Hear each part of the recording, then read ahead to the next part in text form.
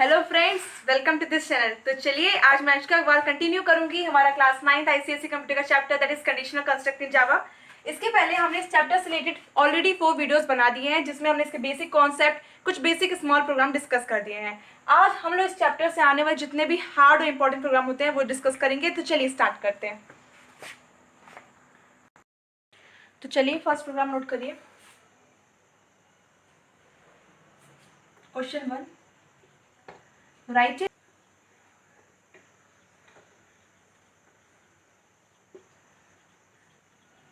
Note करिए question को। तो चलिए देखते हैं हमारा क्वेश्चन कहना क्या चाहता है। बट उसके पहले एक बात का ध्यान रखिएगा, जितने भी ये एम्प्लॉय, सैलरी या फिर इनकम टैक्स से रिलेटेड वाले प्रोग्राम्स आते हैं वो सभी एक दूसरे से इंटरकनेक्टेड होते हैं और इनका बेसिक लॉजिक, आपको कॉन्सेप्ट क्लियर होना बहुत ज़रूरी है। और इसी प्रोग्राम में से मैंने एक प्रोग्राम ले लिया है, ये एम्प्लॉय वाला प्रोग्राम लिया है। इस एम्प्लॉय की सैलरी कैलकुलेट करना है। पहले क्वेश्चन रीड करते हैं, फिर मैं इसको एक्सप्लेन करती हूँ। Write a program which calculate and print the house rent allowance HRA and DNS allowance DA and total salary which is equal to BSAL plus DA plus HRA of an employee.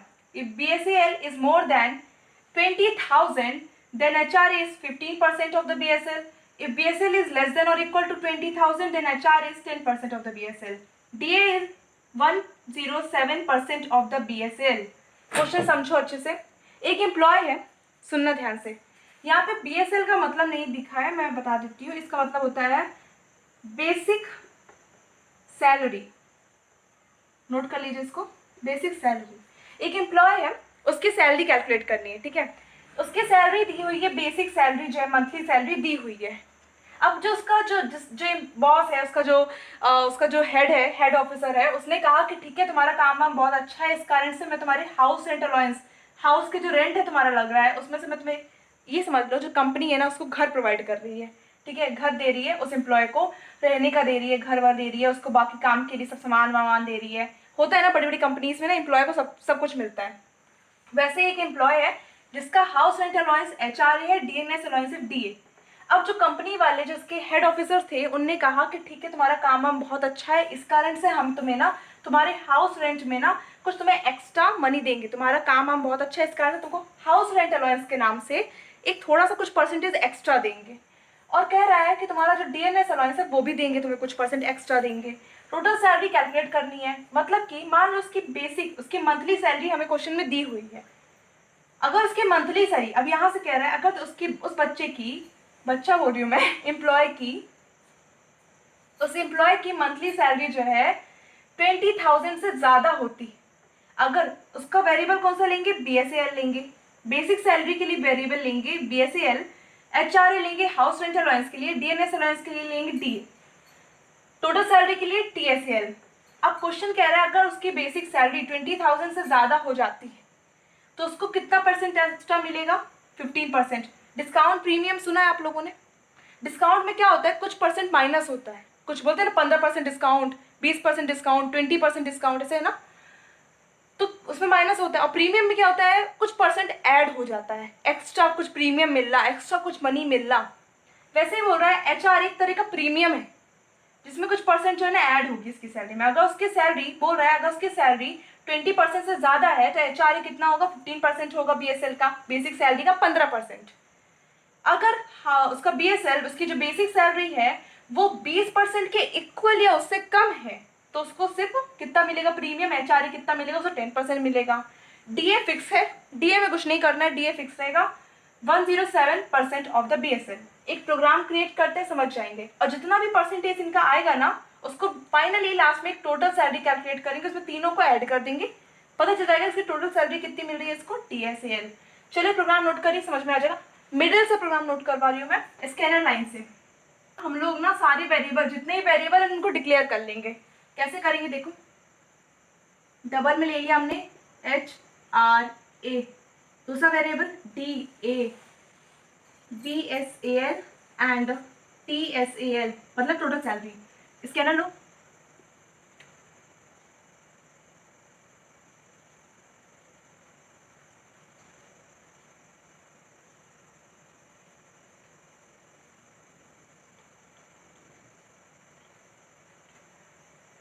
फिर क्या लेंगे, SOPLA,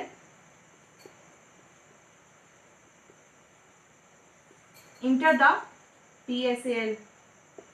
question में ना ये ध्यान दो कि क्या क्या बोला गया है, क्या क्या इन्फॉर्मेशन दी हुई है। HRA हमें पता चल जाएगा कुछ परसेंट, 15 या फिर 10% में से कुछ 1% होगा HRA। DA क्या होगा 107%, 160% होगा।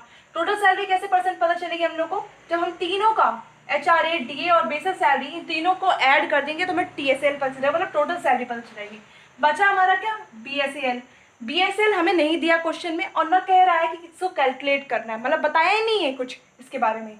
इट मीन्स हमें इतना पता चल गया क्वेश्चन में कि जो बेसिक सैलरी है ना वो हमें इनपुट में मिलेगी।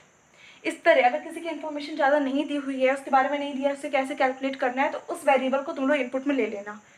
जैसे मैंने इसमें बेसिक सैलरी को इनपुट में ले लिया, क्या किया देखो, BSL equal to SC dot next INT। Okay, अब क्या लिखेंगे हम लोग, अब चेकिंग की प्रोसेस होगी, अब कंडीशन चेकिंग होगी।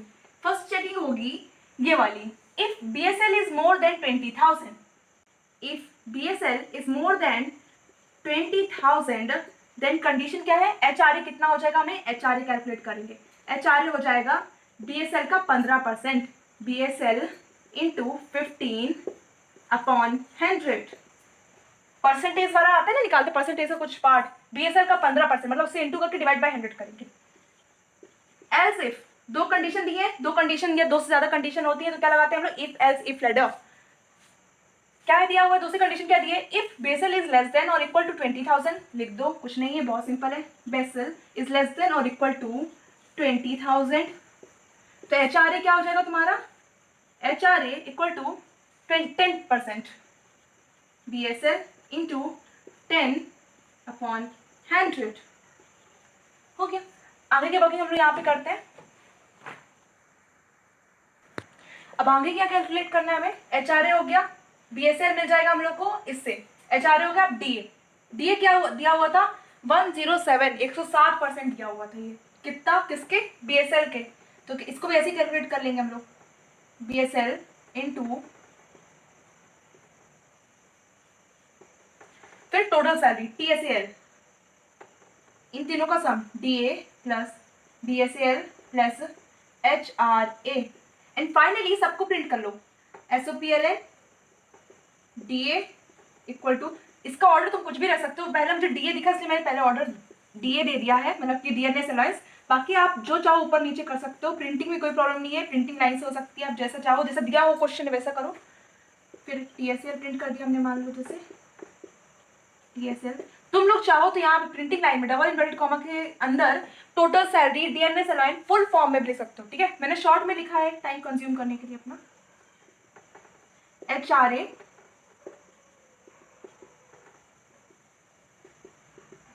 देन फाइनली BSL भी प्रिंट कर लेते हैं, थोड़ा अच्छा लगने लगेगा, साथ में रहेगा बेचारा, वो अकेला हो जाएगा नहीं तो।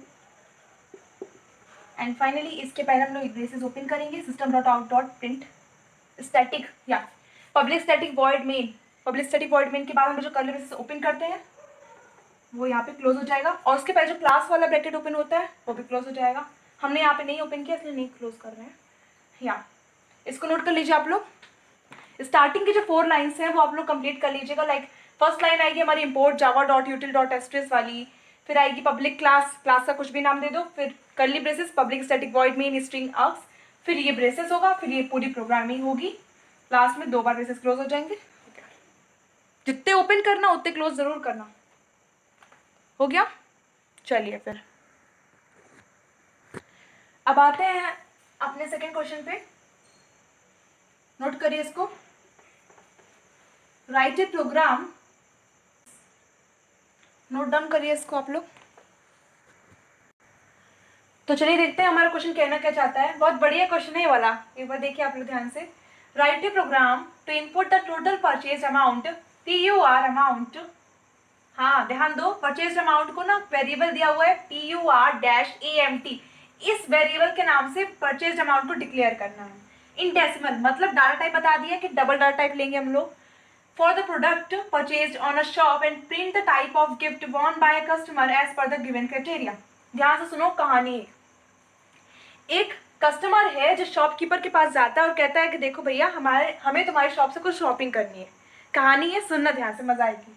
और वो शॉपकीपर है ना, वो उससे कहता है कि ठीक है, हमारे यहाँ अभी कुछ ऑफर्स चल रहे हैं, अगर आप 25,000 से ऊपर की शॉपिंग करते हैं तो हम आपको गिफ्ट हैम्पर में देंगे मोबाइल फोन। अगर आप 15,000 से 25,000 तक के बीच की करते हैं तो लैपटॉप बैग मिलेगा आपको, लैपटॉप बैग मिलेगा, लैपटॉप नहीं। 3,000 से 14,999 तक के बीच की शॉपिंग करते हैं तो आपको रिस्ट वॉच मिलेगी, अदरवाइज आपको पेयर ऑफ पेन मिलेंगे। ये एक कस्टमर को शॉपकीपर ने कुछ गिवन क्राइटेरिया को समझाया। इसे प्रोग्रामिंग लैंग्वेज के क्वेश्चंस में दिया हुआ है। क्वेश्चन में क्या दिया है, एक ऐसा प्रोग्राम बनाना है जिसमें हमें परचेज अमाउंट उसकी इनपुट करनी है कस्टमर की। क्वेश्चन कह रहा है एक कस्टमर है जिसने कुछ सामान खरीदा, उसकी जो परचेज अमाउंट है उसे इनपुट करना है हमें कौन सा डाटा टाइप में, डेसिमल, मतलब कि डबल डाटा टाइप में इनपुट करना है। और उसे कुछ शॉपकीपर ऑफर दे रहा है, लाइक जैसे उसकी अगर परचेज अमाउंट 25,000 से ज़्यादा है तो मोबाइल फ़ोन मिलेगा उसको, 15,000 से 25,000 के बीच की है तो लैपटॉप बैग मिल रहा है, 3,000 से 14,999 तक के बीच की है, 3,000 to 14,999 तो उसको रिस्ट वॉच मिलेगी, otherwise pair of pen. Otherwise से समझ जाओ हमेशा एल्स, क्योंकि जब कुछ कंडीशन नहीं दी होती तो सिर्फ एल्स लगाते हैं, तुमको मैंने पहले ही बताया हुआ है। ये पार्ट 3 के वीडियो में मेरे पार्ट 2 एंड पार्ट 3 मैंने इसके बारे में डिस्कस किया है। क्वेश्चन देखो, क्या क्या इनपुट करना है, हमें परचेज अमाउंट को इनपुट करना है और फाइंड करना है अगर तुम्हारी परचेज अमाउंट 25,000 से ऊपर है तो मोबाइल फोन उसे गिफ्ट में मिल जाएगा। मतलब एक ऐसा प्रोग्राम बनाओ जिसमें पूरी डाटा और इन्फॉर्मेशन को ऑलरेडी हम लोग फीड कर देंगे। जैसे ही शॉपकीपर डालेगा इसकी अमाउंट, परचेज अमाउंट डालेगा कि हमारे यहाँ के कस्टमर ने मान लो 35,000 की शॉपिंग की, उससे डाला 35,000 तो उसको आउटपुट मिल जाएगा मोबाइल फोन। मान लो उसने डाला 16,000 तो उसको आउटपुट मिल जाएगा लैपटॉप बैग। इससे वो समझ जाएगा कि मुझे ये चीज़ को गिफ्ट में देना है। इस तरह का एक प्रोग्राम बनाना है, उसकी शॉपिंग देख रहे हैं। तुम लोग को क्या चाहिए, उत्ते जाकर शॉपिंग करना। चल प्रोग्राम देखते हैं, प्रोग्राम समझ में आ जाएगा। डेसिमल लिया है मतलब डबल डाटा टाइप है, नोट करो। डबल में क्या ले रहे हैं, PUR-AMT, फिर होगा स्कैनर, ये स्कैनर में देंगे, इनपुट लगा हुआ है स्कैनर SC इक्वल टू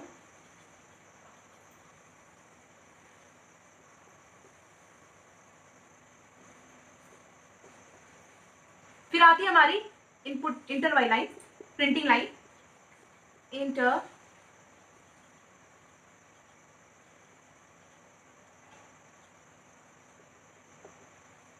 इसको इनपुट करो, बीच में डैश देना पड़ेगा।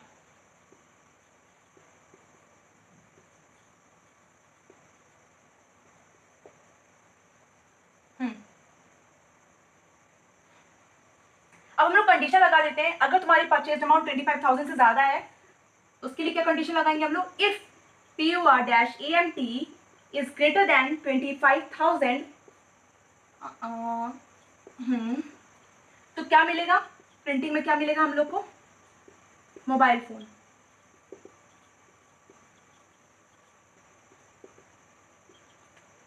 एल्स इफ, बहुत सारी कंडीशन के लिए हम लोग इफ एल्स इफ लेटर का यूज करते हैं। अगर तुम्हारी परचेज अमाउंट 15,000 से ज्यादा है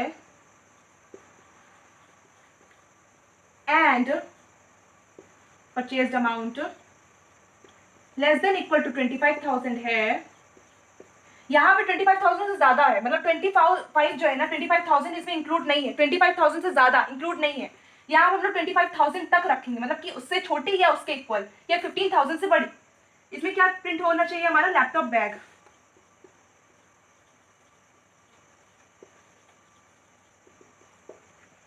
क्लोज इट, ओपन क्लोज। इधर पे देखते हैं इसको,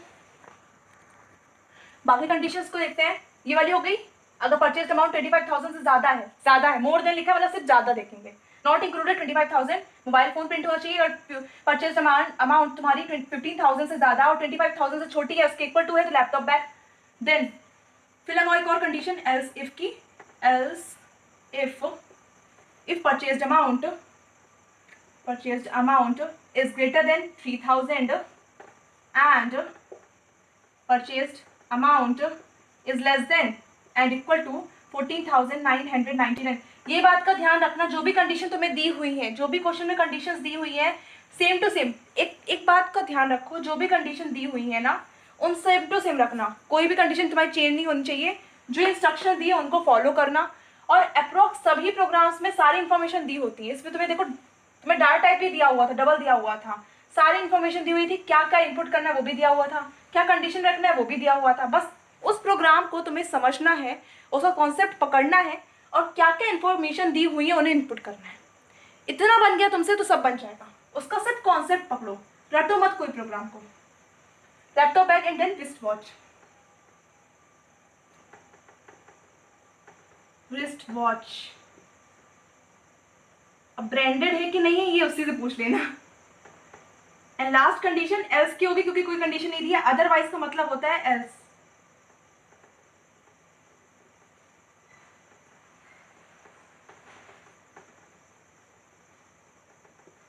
क्या प्रिंट कर दिया PLN में? Pair of pen.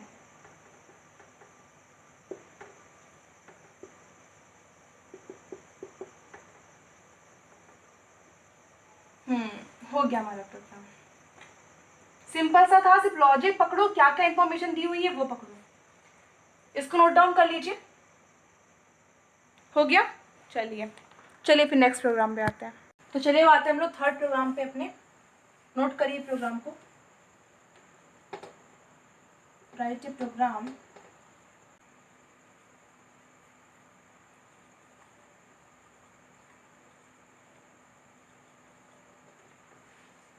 हो गया प्रोग्राम हमारा। नोट कर लीजिए आप लोग भी। नोट कर लिया आप लोगों ने? कर लीजिए। वैसे अगर आप लोगों ने स्टार्टिंग के जो भी मैंने 2 प्रोग्राम बताए आप लोगों को, अगर वो आप लोगों को क्लियर हो गए या आप लोग को थोड़ा बहुत उसका लॉजिक समझ में आया तो आप लोग ये इजीली कर पाएंगे। एक बार ट्राई करिए खुद से, एक बार ट्राई करिए, आ जाएगी, मज़ा आएगी, आ जाएगा प्रोग्राम आपसे। ट्राई करिए, नोट कर लीजिए पहले तो, फिर बताती हूँ मैं। चलिए देखते हैं फिर। तो चलिए देखते हैं क्या होगा। Write a program to input the price of a product in decimal. देखिए जो आपके कितने भी क्वेश्चंस है ना, सब में सारी इंफॉर्मेशन अप्रॉक्स सभी मिल जाएंगे आपको। इसमें क्या क्या इनपुट करना है ये दिया हुआ है। Price of product, quantity purchased, और वो भी प्राइस ऑफ प्रोडक्ट जो है ना उसको डेसिमल में लेना है, मतलब कि double data type. Quantity purchased integer मतलब INT। इनपुट क्या करना है? प्रोडक्ट का प्राइस, क्वांटिटी। कैलकुलेट क्या करना है? टोटल कॉस्ट और डिस्काउंट। और फिर जब टोटल कॉस्ट और डिस्काउंट कैलकुलेट हो जाएगा तो ये लास्ट लाइन हमारी वर्क हो जाएगी। नेट अमाउंट क्या होता है? जो टोटल कॉस्ट होगा उसमें से डिस्काउंट जितना मिल रहा है आपको वो माइनस कर देंगे। क्वेश्चन क्या कह रहा है पहले समझो, अच्छे से समझो। जैसे मैथ्स में क्या होता है, मैथ्स फिजिक्स में जब हमें क्वेश्चन समझ में आ जाता है ना तो हम लोग इजीली इसको सॉल्व कर पाते हैं। इसका सोल्यूशन क्या है? उस प्रोग्राम को फ्रेम करना। बस हम प्राइस ऑफ प्रोडक्ट डेसिमल में इनपुट करेंगे, डेसिमल में इनपुट करेंगे। डेसिमल डाटा टाइप से मतलब है मेरा, ठीक है? क्या होता है? Double data type. Quantity purchase जो है इंटीजर डाटा टाइप लेके इनपुट करेंगे। कैलकुलेट करना है टोटल कॉस्ट। जो हमारा प्राइस होगा प्रोडक्ट का और क्वांटिटी होगी उसको मल्टीप्लाई कर देंगे तो हमारा टोटल कॉस्ट निकल आएगा। उस सामान का कितना खर्चा हुआ हमारे पास। एक व्यक्ति गया, सुनो कहानी, एक व्यक्ति गया शॉपिंग करने, ठीक है? कोई भी एक इंसान शॉपिंग करने गया, उसने कुछ सामान खरीदा, उस सामान की कोई क्वांटिटी है, उसकी क्वांटिटी से हम उस प्राइस को मल्टीप्लाई करेंगे जिससे हमारा टोटल कॉस्ट निकल आएगा। फिर शॉपकीपर ने कहा कि भाई तुमने अच्छा सामान खरीदा है, काफ़ी कॉस्टली खरीदा है, इसलिए हम आपको कुछ डिस्काउंट देंगे। डिस्काउंट कैसे देंगे? अगर आपने जो सामान, आपका जो टोटल कॉस्ट है वो 30,000 से ज़्यादा का होगा तो हम आपको 10% डिस्काउंट देंगे। 15,000 से 30,000 के बीच का होगा तो 7.5% डिस्काउंट देंगे। 5,000 से 14,999 के बीच का होगा तो 5.5% डिस्काउंट देंगे। अदरवाइज जैसे पिछली बार हुआ था ना, अदरवाइज में क्या मिल रहा था? Pair of pen. अदरवाइज आपको 3% डिस्काउंट तो देंगे एटलीस्ट हम लोग। तो क्या कैलकुलेट करेंगे हम लोग? फाइंड करेंगे कि टोटल कॉस्ट हमारा इससे इतना है, इससे ज्यादा है तो इतना % डिस्काउंट मिलेगा। मतलब कंडीशन में ये आएगा हमारे पास। और वर्किंग लास्ट में क्या होगी? जो हमारा टोटल कॉस्ट होगा उसमें से जो भी डिस्काउंट की वैल्यू होगी उससे माइनस कर देंगे तो नेट अमाउंट मिल जाएगा। ट्राई करिए एक बार, बड़ा अच्छा है ये वाला प्रोग्राम। अप्रॉक्स पूछा जाता है एग्जाम में इसलिए मैंने दिया हुआ है, काफ़ी बार आ चुका है एग्जाम में ये, आपके मतलब दे देगा। हो गया? करें? तो फिर चलिए स्टार्ट करते हैं।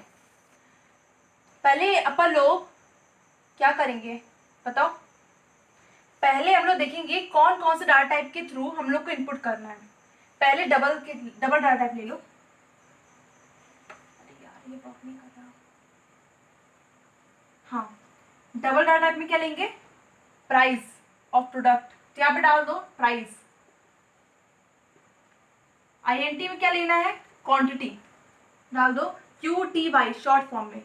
ये दोनों चीज जो है ना, प्राइस और क्वांटिटी, वो हमारे स्कैनर की पार्ट है। स्कैनर में डिक्लेरेशन करना है, देखो इनपुट लिखा हुआ है यहाँ पे, तो क्या डालेंगे, स्कैनर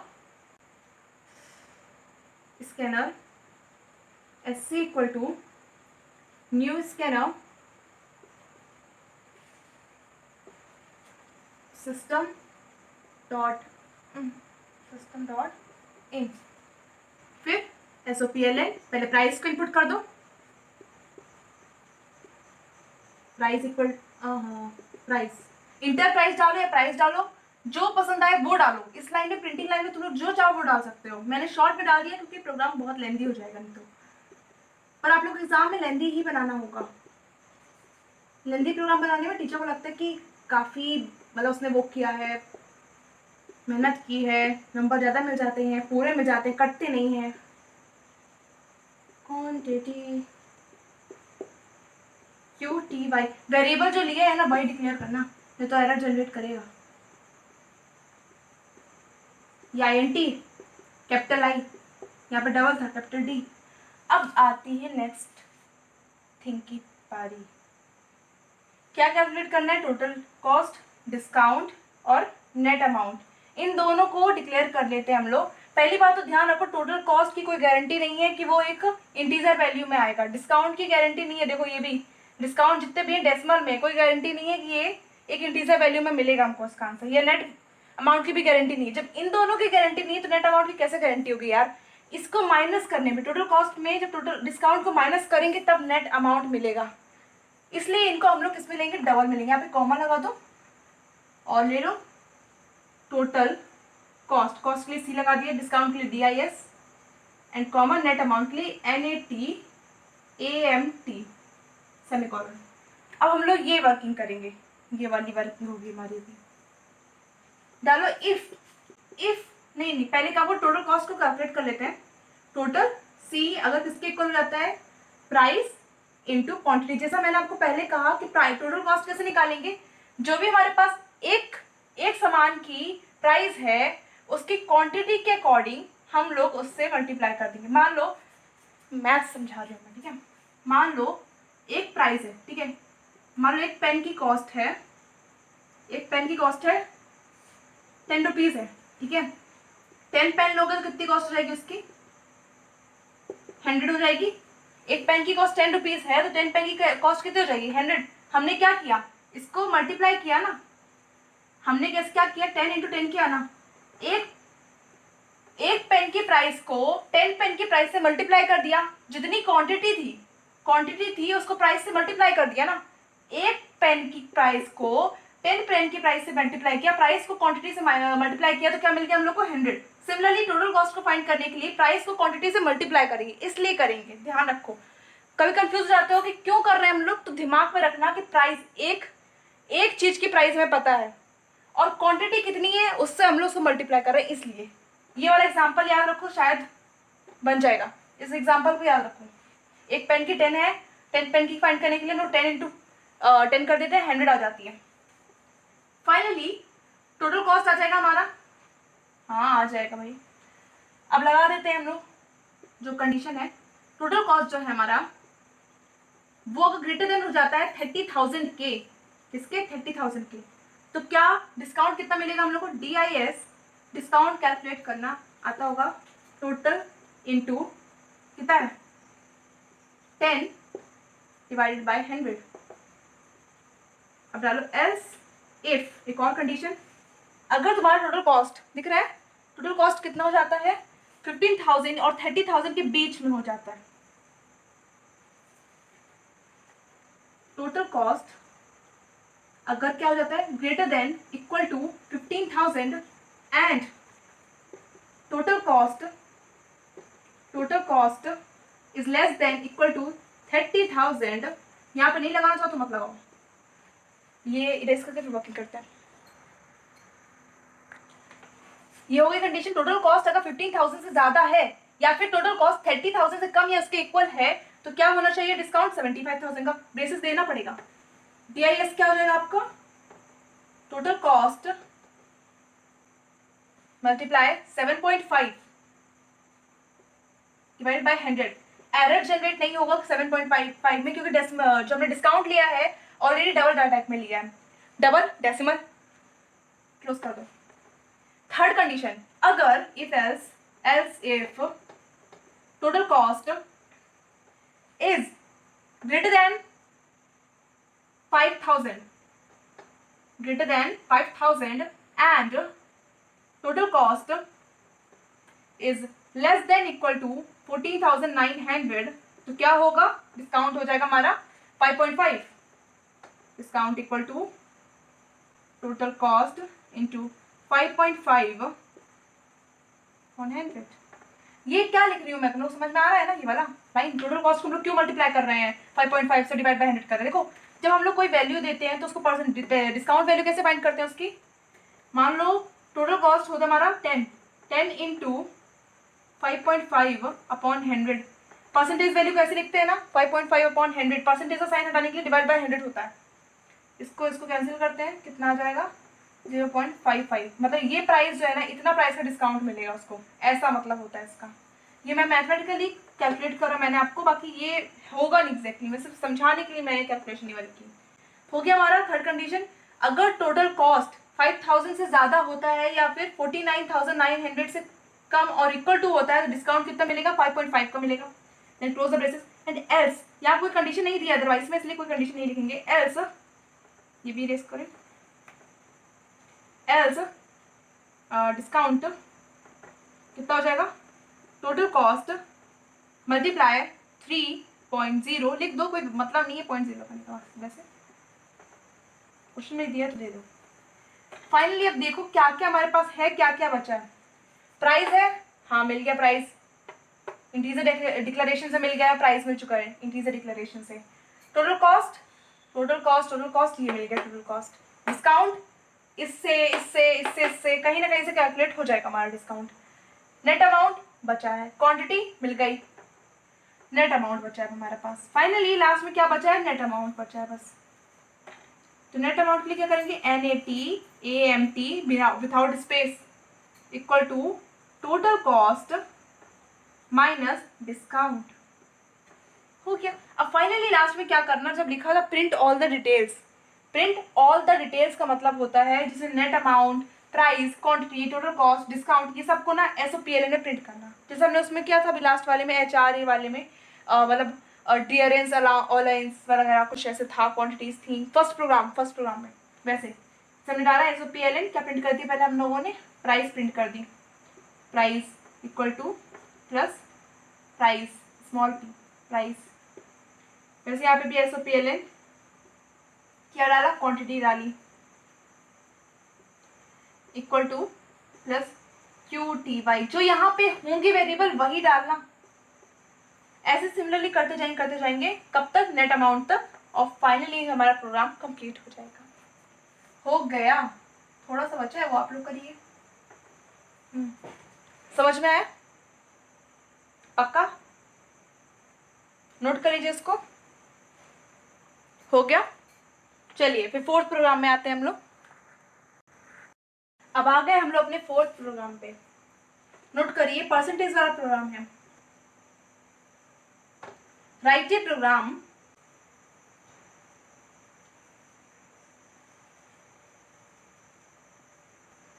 द स्टूडेंट। हो गया हमारा प्रोग्राम, आप लोग इसको नोट कर लीजिए, एक बार ट्राई करिए, देखिए कर लिए नोट आप लोगों ने इसको। Write a program which takes the marks in 3 subject M1, M2, M3। ये वेरिएबल होंगे, 3 सब्जेक्ट के मार्क्स को किस वेरिएबल के नाम से डिक्लेयर करना है, M1 के नाम से, M2 के नाम से, M3 के नाम से। ठीक है, मतलब ये इनपुट में आएंगे हमारे। Obtain by a student, assume that the maximum marks in each subject is 100, compute to the total marks. Total marks को किससे लिखना है, TOT, परसेंटेज को PER, मतलब ये वेरिएबल के नाम है, ठीक है, ध्यान रखना। Decide the grade obtain by the student as follow. एक बच्चा है, उसके 3 सब्जेक्ट में मार्क्स आए हैं, हर मार्क्स को M1, M2, M3 के अंदर स्टोर कर लेंगे, ठीक है। अगर उन मार्क्स का टोटल करने पे टोटल परसेंटेज निकालेंगे, उनका टोटल करने के बाद उनका परसेंटेज निकालेंगे उसके मार्क्स का। अगर उसका परसेंटेज 90 से ऊपर आता है या 90 के इक्वल आता है तो क्या प्रिंट होनी चाहिए, ग्रेड ए।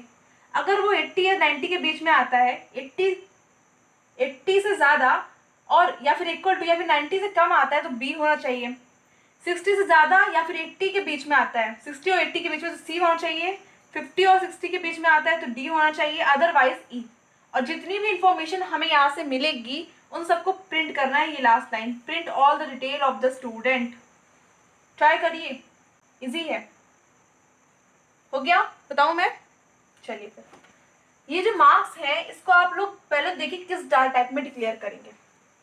किस में करें, डबल में कर दें? एक काम करते हैं, डबल में लेते हैं, सब कुछ इनपुट करते हैं डबल में। टोटल जो है वो भी, परसेंटेज है वो भी। लीजिए डबल में क्या लेंगे हम लोग, M1, M2, M3, TOT total, PER percentage के लिए स्कैनर में दे दीजिए। ये जो M1, M2, M3 इन तीनों की जो वैल्यू होंगी ना, इनके अंदर जो नंबर स्टोर होगा वो स्कैनर में होगा। जिस बच्चे का भी हमको फाइंड करना है उसके लिए हम लोग डाल देंगे।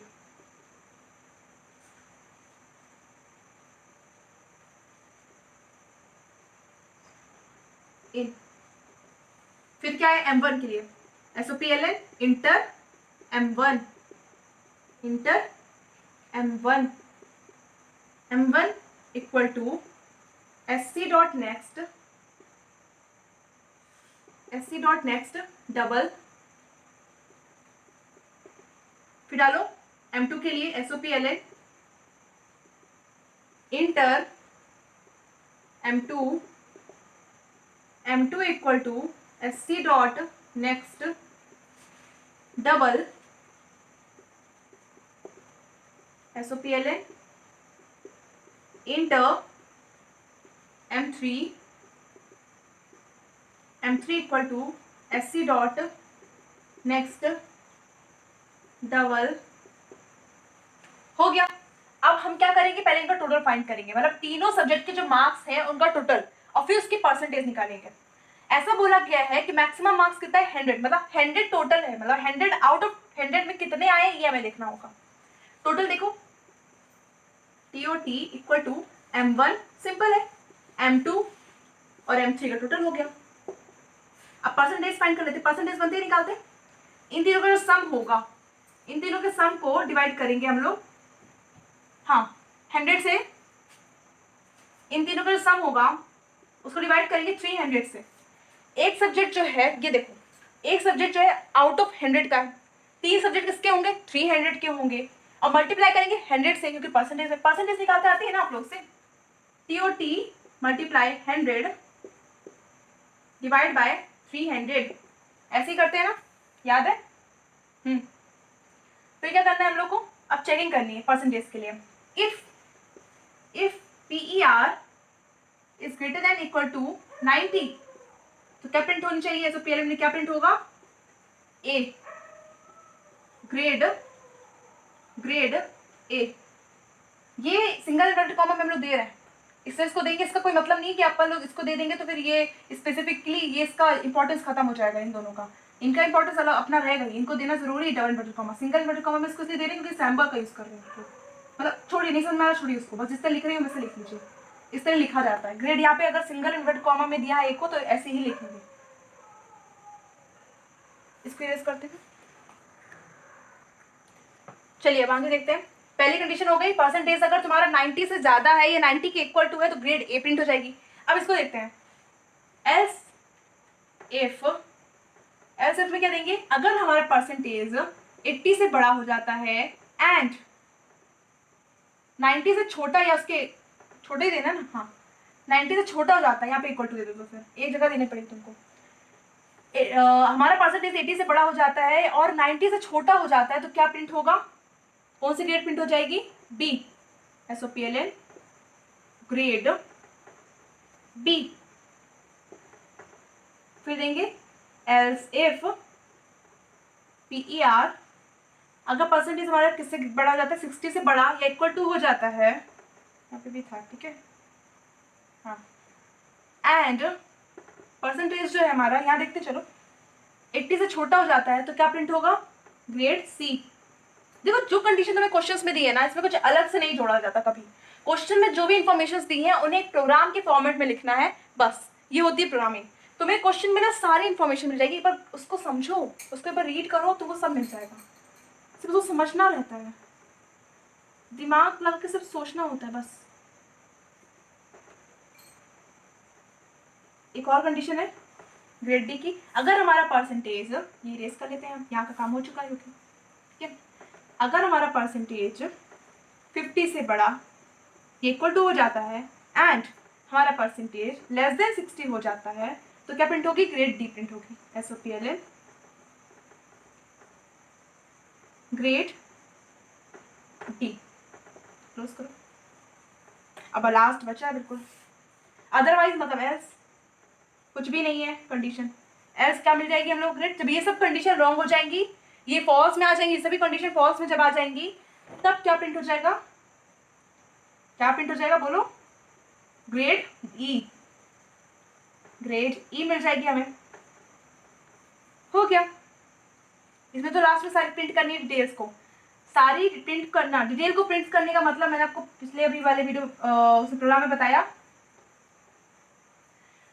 हमने जो भी ये M1 M2 M3 total percentage grade जो भी फाइंड किए, इन सबको जब एक सीरियल ऑर्डर में हम लोग एक पर्टिकुलर ऑर्डर में प्रिंट कर देंगे, इसके बाद system.out.println के बाद इस वाली लाइन, इस ब्रेसेस के बाद system.out.println में वो होगी हमारी प्रिंट ऑल द डिटेल्स। एक प्रॉपर ऑर्डर में दोबारा प्रिंट करना है, ऐसा कुछ कह रहा है क्वेश्चन। तो आप लोग ये तो खुद से कर लीजिए आप लोग, मैंने फर्स्ट वाले प्रोग्राम में बताया है। हो गया, इसको नोट डाउन करिए। हो गया, चलिए बढ़िया। चलिए फिर हम लोग इस वीडियो लेक्चर का एंड कर रहे हैं और बाकी बची हुई प्रोग्रामिंग हम लोग नेक्स्ट वीडियो लेक्चर में कवर कर लेंगे। Thank you friends for watching my video, bye bye.